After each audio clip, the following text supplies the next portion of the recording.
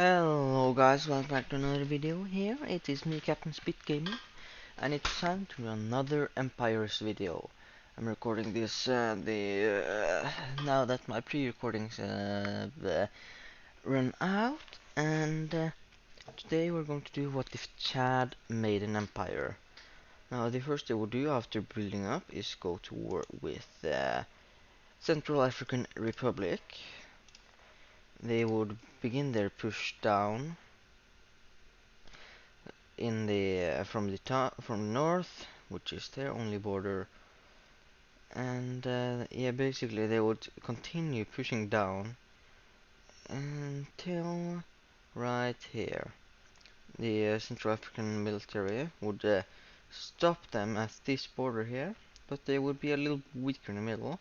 They would be able to push right through, and this push through has lent them a spot in a position that they have both sides of the Central African Republic basically unable to communicate because of the big line they have pushed down and taken control over. Well, they take over the western part first, and yeah, it's going to take a while for them to take over the country because it is a big country. Well, every country is extremely big except for the micronations. But eventually, the Central African Republic has to fold, right? They're one of the few nations I have made surrender. Maybe, who knows? In all reality, it's only like half the country.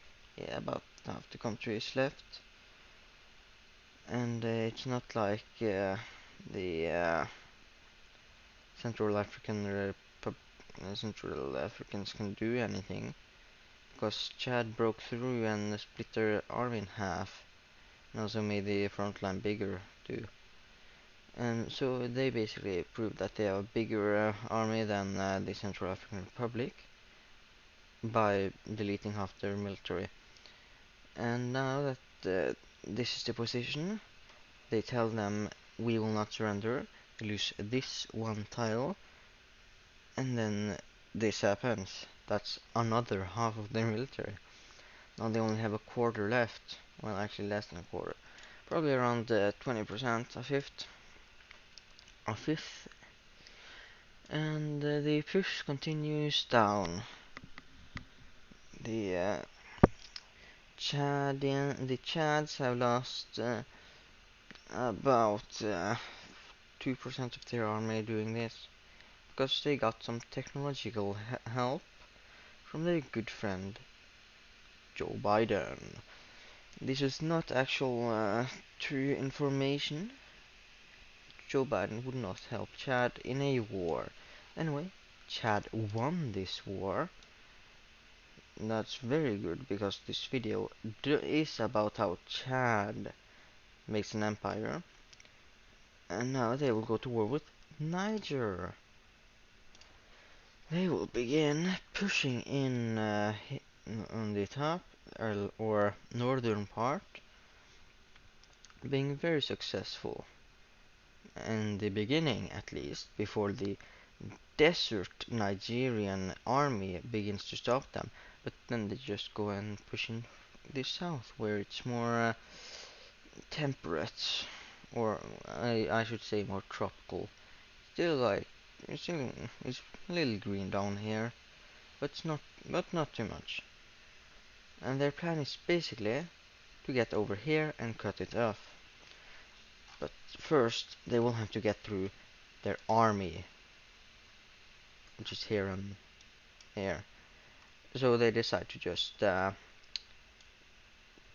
take the long way up, do this, and then push out here, and then also push out here to meet up.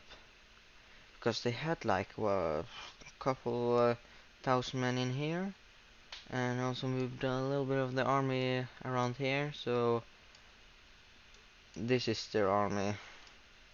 Quite spread out too. So you could easily just break through there and push up there. And in case that fail, they break through and push up there. Now they begin pushing from the entire border here, and also begin closing in the encirclement as to win over the Nigerian forces, because the most of the Nigerian army is concentrated here, because it's the most populated area. I am pretty sure of, like 50-50. So and now they have managed to cut Niger off from Niger's border with Algeria, this pocket of Niger, of course, and basically just cut through it twice, and the troops inside surrender. Then it's these troops who try to flee to Mali and Algeria. Yes, but fail.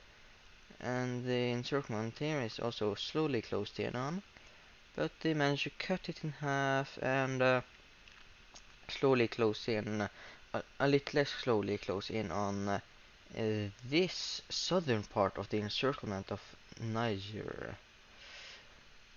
And then they begin pushing up in the bigger part of the encirclement of Niger. They do not want to cut it off this time, because that would make it seem that that's their entire combat strategy. Then they think that's a good idea, because then we can surprise them with that not being their entire combat strategy. So do that, and basically just destroy the two remaining pockets. And there we go. This is the rest of Niger, and it is rapidly falling. Chad knows that they can hold this because they are Chad. They're the Chaddest nation in the world. So yeah, Niger surrenders and becomes part of the Great Chadian Empire. No, the Great Chad Empire. Empire of Chad. Cameroon goes into the war then because Chad wants water. They need to hydrate. It's the Chaddest thing they can do. But now, who will defeat Chad? There's no one who can defeat them. Only the mythical nation of Sigma, who disappeared thousands of years ago, that even had a chance against Chad. But now, I can't really add that in here, because I am basically just making a random war scenario.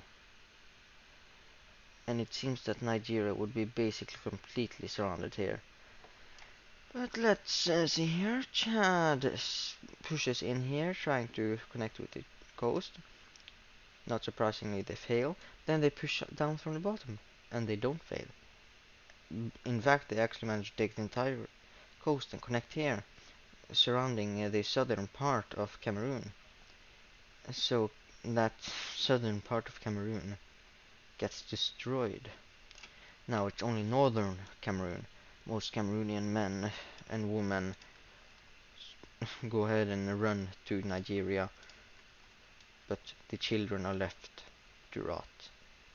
And just so you know, Benin gets invaded as well. Can't let any Nigerians escape, of course. Well, they can escape by sea, but you know, they can't really stop that now. And there Cameroon has faltered. The army of children was not enough to resist the power of Chad. And all the children was revived by the great Chad overlord named Sugma. Now it was only Nigeria left before Chad was done with their conflict.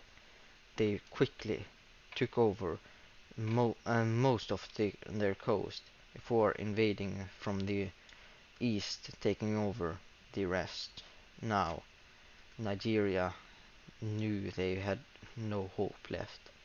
Chad was going to make their country into one of the best countries in the world, only behind Chad and also the other countries that joined Chad before Nigeria. So like they'll be in the top 10 of best countries to live in the world. But now let's look at the great Chad army filled with Chad children, men and women, pushing in, encircling huge parts of Nigeria, basically just cementing that it is actually indeed their main strategy, and they made you think that they wanted you to know that it was not. And they cut them in half another time, and another time, and also once again, just to see how effective it is by cutting their big army up there into four not equally sized portions, where the strongest part is this triangle right down here, which is cut in half. And so yeah, basically they are the Chads will win. Nigeria knows it, the world knows it, so they forfeit their lives to the great Chad regime. But now, without further ado, I must say, another encirclement. Who doesn't like an encirclement, hmm? Don't you like encirclement? If I had a face cam, you would see me looking intensely at the camera, or basically just at at the screen, pretending to talk to someone. Although, I must say, I will have to thank you for watching my videos. But now, let's see. Nigeria is about to lose to the Great Chad Empire, and they have no way of winning. Until suddenly, they decide to surrender. Now, Chad will annex all Nigerian lands, being one of the most populated countries on Earth, surpassing even the United States, being the third most populated country on Earth, and being the #1 rated country in economy, living, and GDP and all that other stuff that's good. Look at this. I must commemorate this. Writing Chad. Sorry, that's too small. 80. There, Chad. There we go. Who doesn't like a good Chad? Well, I just have to say thank you for watching this video, and I'll see you in the next one.